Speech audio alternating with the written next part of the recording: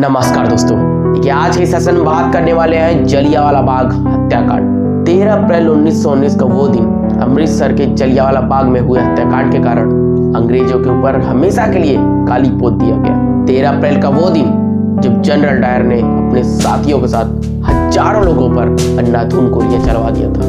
यहाँ तक कि उन लोगों के भागने के रास्ते भी बंद कर दिए गए थे। आपको बता दें कि आगे चलकर क्रांतिकारी उधम सिंह ने इस जलियांवाला बाग हत्याकांड का बदला भी ले लिया। दोस्तों, आप हमारे साथ लास्ट तक बने रहिएगा ताकि हमें पता चल सके कि हमें आज़ादी किस कठिनाई से मिली है। तो चलिए शुरू करते हैं आज का सेशन। दोस्तों, आपको बता दें कि जलियांवाला बाग हत्याकांड का सिलसिला रॉलेट एक्ट से शुरू हुआ। ये एक ऐसा कानून था जो बिना किसी को सोचे समझे सीधे जेल में डाल देता था, सीधे उनके ऊपर अत्याचार करता था। तारीख थी 10 अप्रैल 1919 की। इस समय रॉलेट एक्ट का विरोध बहुत ही बड़े पैमाने पर चल रहा था और अंग्रेजों ने इसका विरोध करने वाले लोगों को गिरफ्तार कर लिया। रॉलेट एक्ट को उस समय काला कानून कहा जाता था। इस कानून का विरोध महात्मा गांधी ने भी जम के किया था और इसके बाद पूरे देश में इसका विरोध शुरू हो गया। आपको बता दें, अंग्रेज इस कानून के दौरान किसी को भी बिना जांच पड़ताल के गिरफ्तार कर लेते थे।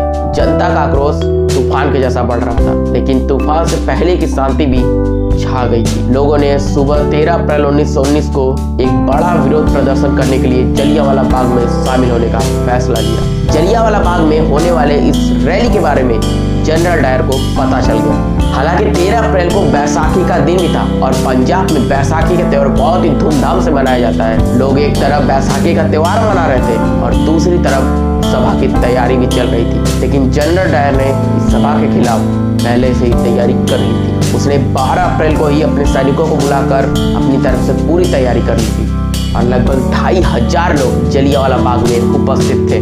और इधर जलियांवाला बाग की तरफ जनरल डायर भी अपने सैनिकों को लेकर चल पड़ा था। आपको बता दें कि जलियांवाला बाग में जाने का बस एक ही रास्ता था और उसको भी जनरल डायर ने ब्लॉक कर दिया था। आम जनता को तो पता भी नहीं था कि जनरल डायर कुछ ऐसा करेगा। आखिरकार जनरल डायर पूरी की पूरी सैनिक टुकड़ी लेकर उस जलियांवाला बाग में घुस पड़ा और तुरंत सैनिकों को बोला पोजीशन लो। फिर जनरल डायर ने बिना कुछ सोचे समझे अपने सैनिकों को ऑर्डर दिया फायर का और उनके सैनिकों ने गोली चलाना शुरू कर दिया।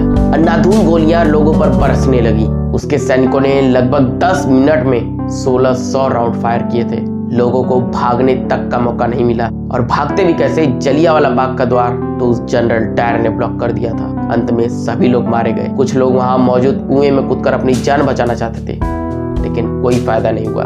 सैनिकों ने सभी को चुन चुन कर मार डाला और वहां के कुएं को आज भी खूनी कुएं के नाम से जाना जाता है। आपको बता दें कि इस बाग के दीवार पर आज भी गोलियों के निशान पड़े और 10 मिनट की फायरिंग के बाद जनरल डायर राक्षसों की तरह हंसते हुए बाहर चला जाता है। यहाँ तक कि अमृतसर के रास्ते पर अगर कोई भारतीय उसे नजर भी आ जाता तो उसे वहीं का वहीं गोली मार देता था।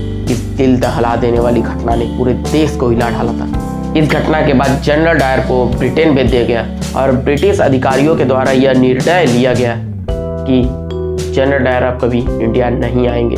आपको बता दें कि सरदार उधम सिंह उस जलियांवाला बाग में ही शामिल थे। इतनी गोलियां चलने के बाद भी इतने लोग मर गए, इतने लोग मारे गए, लेकिन फिर भी उधम सिंह जिंदा बच गए थे और उधम सिंह ने कसम खाई कि जलियांवाला बाग का हत्याकांड का बदला जरूर लेंगे। अब उधम सिंह लंदन जाने का जुगाड़ करने लगे और तभी उन्हें पता चला किसी रोग के कारण जनरल डायर की मृत्यु हो गई। तब उन्होंने इस हत्याकांड का केस देखने वाले माइकल को अपना शिकार बनाया और लंदन चले गए और वहाँ एक रेस्टोरेंट में काम करने लगे। रेस्टोरेंट में काम करते करते उन्होंने इतने पैसे जुटा लिए थे कि एक पिस्तौल खरीद सकते थे और इन पैसों को जुटाते जुटाते अपना दिमाग लगाते उनको 21 साल हो गए थे। आखिरकार वो समय भी आ गया जिसका उनको बेसब्री से इंतजार था और उन्हें पता चला कि एक मीटिंग में माइकल आने वाले हैं। तभी उधम सिंह अपनी किताब में पिस्तौल को छिपाकर माइकल की मीटिंग में शामिल हो जाते हैं और जैसे ही माइकल उनके पास आता है उधम सिंह उसके ऊपर 3 गोलियां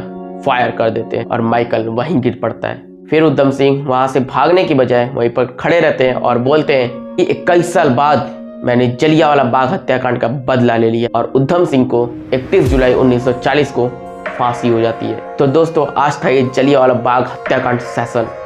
ये वीडियो कैसा लगा कमेंट बॉक्स में जरूर से बताना और ज़्यादा से ज़्यादा शेयर कीजिए अपने दोस्तों के साथ ताकि उन्हें भी पता चले कि आखिर हमें आज़ादी किस कठिनाई से मिली है, कितने लोग मारे गए थे उस समय। तो चलिए मिलते हैं अगली वीडियो में, तब तक के लिए धन्यवाद।